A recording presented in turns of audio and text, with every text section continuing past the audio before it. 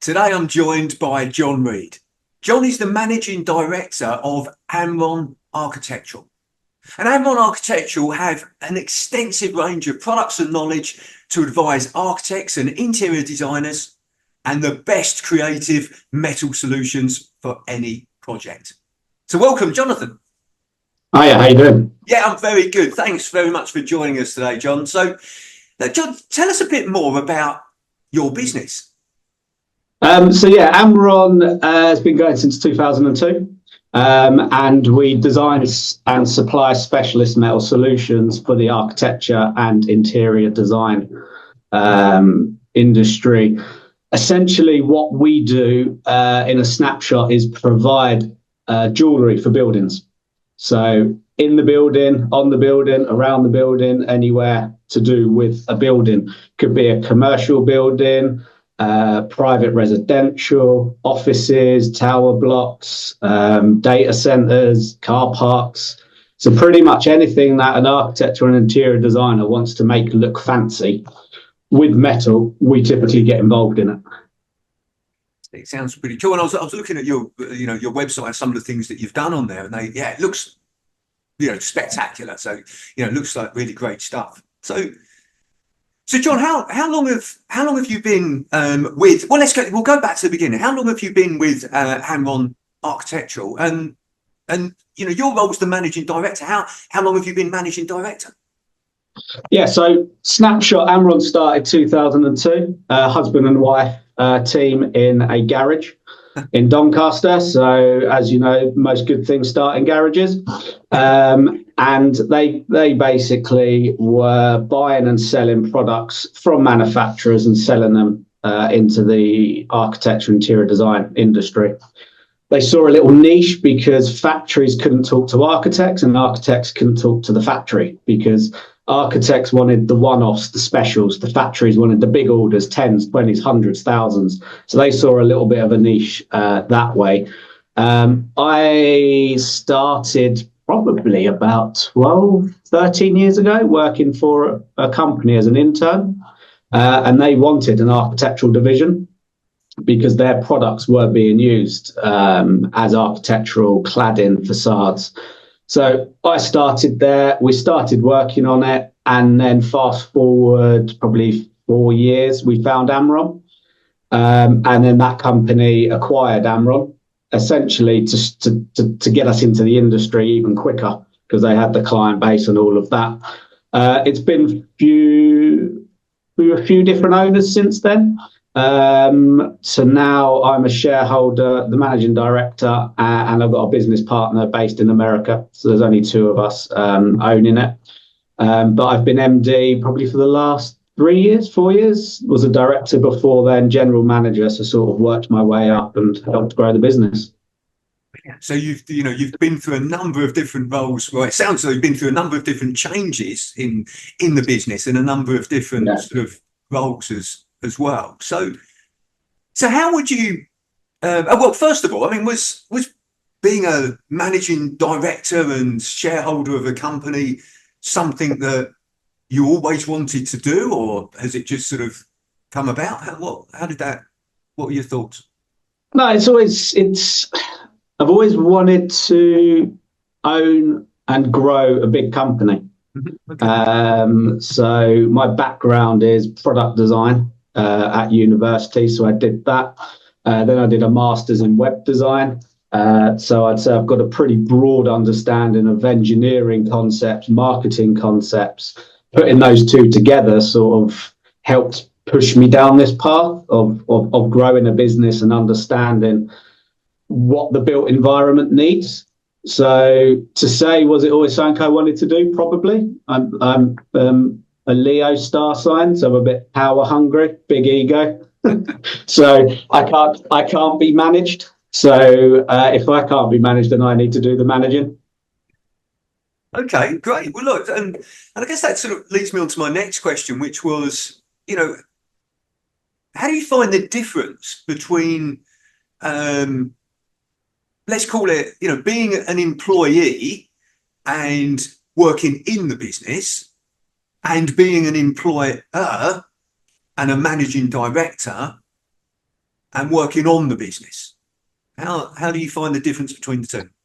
Yeah, so there's two completely different outlooks on it. Whereas the owning the business, you're fully invested in it.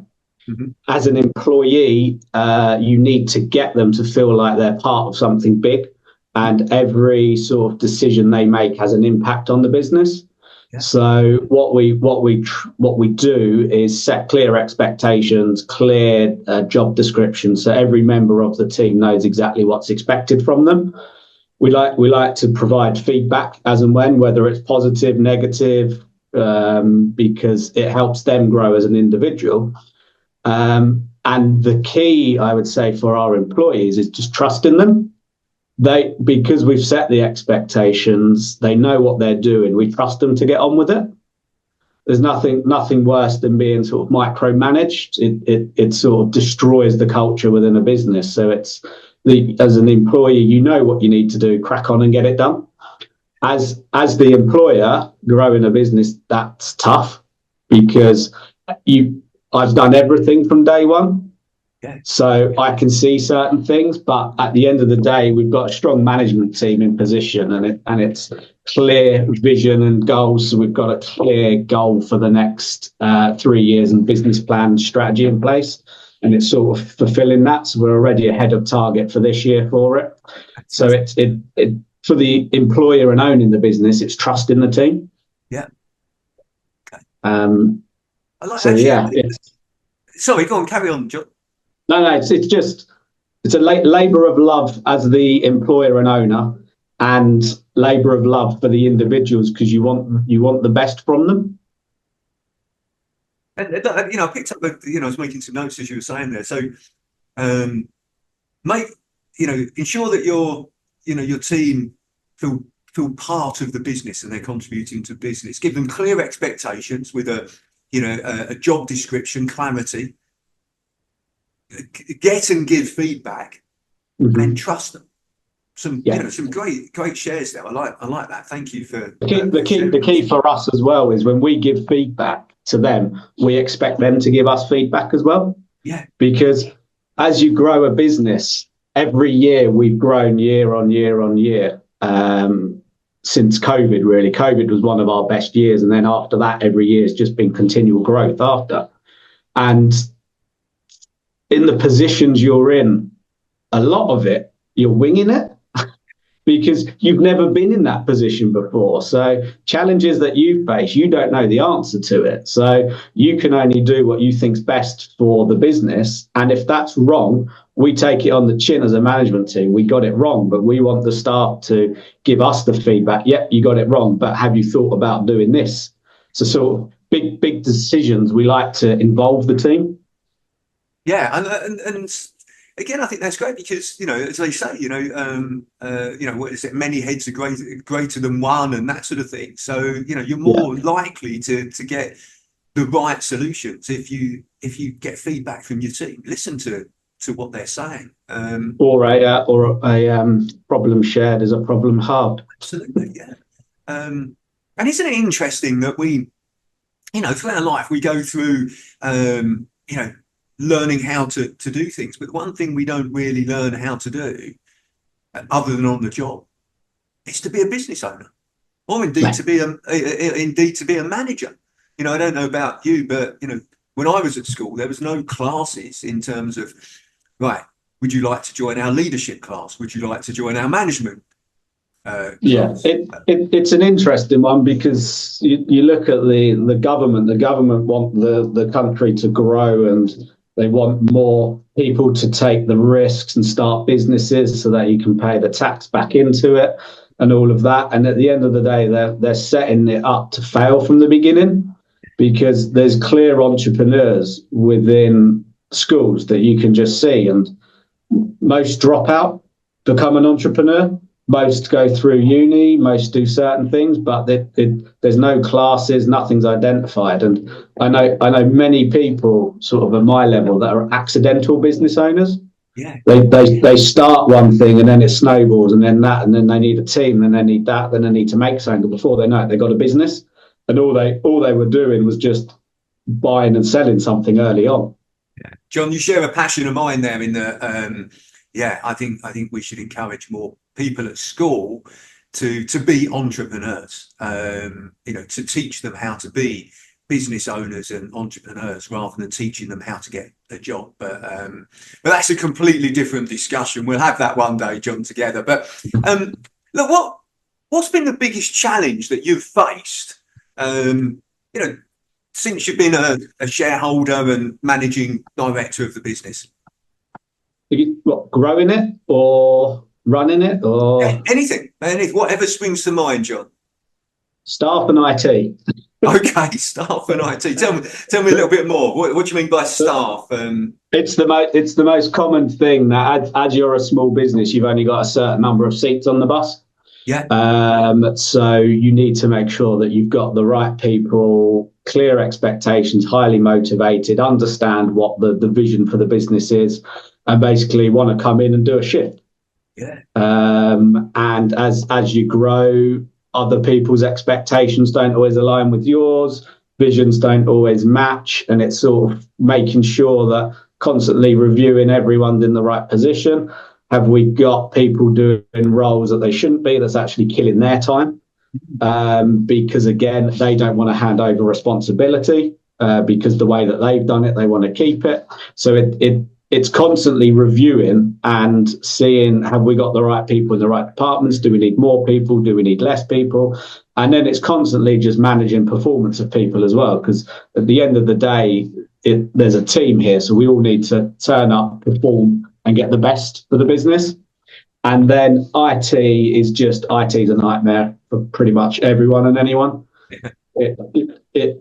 It works, it doesn't work, and it's just a common thing. We've got systems. I'm very focused on processes and implementation of systems to streamline efficiency. Right. So it's trialing different softwares out and systems, and you're never going to get it right the first time, but we're almost now at a position where we've got to bite the bullet and have a bespoke system built. Right. Okay. To manage the business, because we worked out the other day that within a year we're probably wasting 320 hours of staff time by doing duplicate entries. Wow. Because we don't have one system that does it all. So then our general manager Kate broke it down. We worked out how much that's actually costing us a year. If we implement this new system within 16 months, it would have paid for itself. It would help streamline our processes. So IT is always a funny one because you don't really know what you need until you're doing it. Yeah. Like what I like about what you sort of said there is the process that you've gone through, John, to sort of say, look, to calculate how many hours are we losing, to calculate the return on investment in terms of investing into IT, and it's that focus of saying, right, because a lot of businesses will say, well, we can't afford to invest in IT. Mm-hmm. Okay, well, no, actually, it's right. How do I invest in systems, processes, and what I need to do? What needs to change? It's a funny one because a lot of what we invest in, some of our suppliers and competitors don't really understand. So we're very heavily invest into IT processes, systems, very heavily invest into marketing. Yeah. So we don't outsource any marketing. It's all done in-house. And that was a decision we made several years ago, probably 4 or 5 years ago, actually, to do that. Yeah. Because you're keeping a control over it. And sort of going back to your point where people say they haven't got the money for it, or they can't see what benefit it's going to bring. And what that normally comes down to is data. They haven't got a system where they can access the data to actually quickly analyze. We're wasting 500 hours a year. We're wasting 50 hours a week or something, because they're more focused on running the business rather than working on it. Great point. So it's almost sometimes you need to take yourself out, as much of a pain it is, and look at how can I make my life better. Yeah. And it is, in simplistic terms, it's that whole thing of the view or the mindset of it's just easier to do it. Like, we're busy, let's just do it. And And all of those sort of additional 15 minutes or half an hour or whatever, as you've calculated, add up. And it's putting your head, or just pausing a second and saying, right, if I put a system in place here, a process, okay, it might take me a day to do, a couple of days to do, but in the long run, it's going to save me all those 15 minutes, all those half an hours. So I'll get the return on investment, whether it's financially or whether it's through time saving. The key for it as well. The key for it as well is the management team identified we needed a new system, so we've gone out to a few different people to find it. But like I said earlier, it's a big call for us. It's about 50 grand to develop this internal system to basically take a project from the beginning all the way through to the end, cradle to grave, and everything in between. So what we've actually done is we've involved every department. So we've involved the sales team so they can have their input. We've involved the projects and operations team. We've involved the marketing team. Because what we don't want to do is build a system that the management team thinks, this is it, this is great. Then when we implement it, everyone's going, no, that's not good, that's not good. And we've effectively wasted 50 grand. So it's going back to basics. And like I said, it's almost empowering the team as well, that they've got the decisions in what's actually happening within a business. Like it. Yeah, which links into what you talked about sort of earlier, that you mentioned the point about trust. So trust and empowerment go very much sort of hand in hand. So what's the biggest learning that you've had since you've been in business, Jon? Everything's psychological. Okay. You've got to know how to talk to different types of people to get the best from them. Not one approach works for everyone. You need to understand your customers and what your customers' needs are. Sometimes they don't even know what their needs are. So it's understanding them as a person, what's their pain point and how can I assist them. And one of the keys, I would say, is removing roadblocks from in your business as quickly as possible. So, yeah, it's an accumulation of different things, really. Yeah, so I like the way you summarise that, the psychological sort of side of things. And I guess I'd refer to that as sort of like the emotional intelligence, the EQ, understanding what drives people, motivates people, why they make certain decisions. As you quite rightly say, everybody's different. So it's interesting that when we do make decisions, and research shows this, that actually decision is made emotionally. We might back it up with logic. So when we buy a new car or something, we buy with emotion first, and then we back it up with logic. So actually, I like what you sort of said there, that EQ, emotional intelligence, psychological side of business. It's understanding the team as well. So we know within our own management team, we've got people that like to make decisions based on data. Yeah. We've got people that like to make decisions based on gut and data. And then we've got me who likes to base a decision on pure gut. That's going to work. I know it's going to work, and it worked. If it didn't, just don't tell anyone. But it's that psychological understanding how each person works within a business. And like you said, what their needs are and what they need from you to help them do their job and get the best out of them. Yeah. There's a great book on this, Jon. It's about sort of profiling people, and it's a particular process called DISC, D-I-S-C. But the book, I even like that. Are you familiar with that, Jon? Or? Yeah, we're literally going through that process at the moment, because in one of my earlier roles, there was a training day, and it was about the zookeeper. Oh, right, yeah. Which is pretty similar based to the DISC process, but instead of the colours in the DISC, you would have animals. Yes. So you could then categorise different people as different types of animals to easily know how to interact with them, and that side of things. But we're working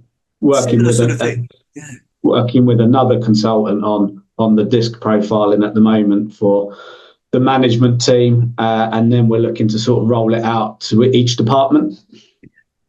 It's look, and it is a great thing that, and the book that links to this is called, it's a great name, it's called Surrounded by Idiots. And it's sort of like a sarcastic sort of play on words, because we might think we're surrounded by idiots, but actually it's not. It's just because everybody's different. Yeah. There's that golden rule, isn't there? Treat everybody as you like to be treated yourself.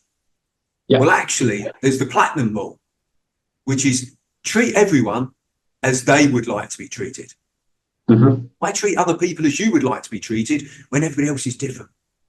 Yeah. So I like that, and there's great stuff. It's really eye-opening when you go through that process. So look, Jon, there's one question I like to ask everyone that's kind enough to sort of come on this with me, which is, what's the best advice that you would give to an 18-year-old you? So if you could go back and speak to an 18-year-old you, what advice would you give yourself?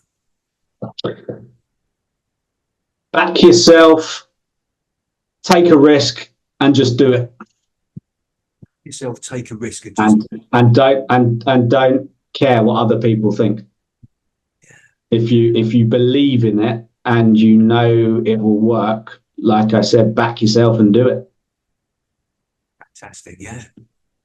Back yourself and just do it, and have that confidence. Don't care about what other people think. Great advice, Jon. Thank you for sharing that. So look, Jon, I really appreciate you taking the time to speak with me today and sharing more about your business and also your journey as well. So thank you very much. No, thank you. It's been good.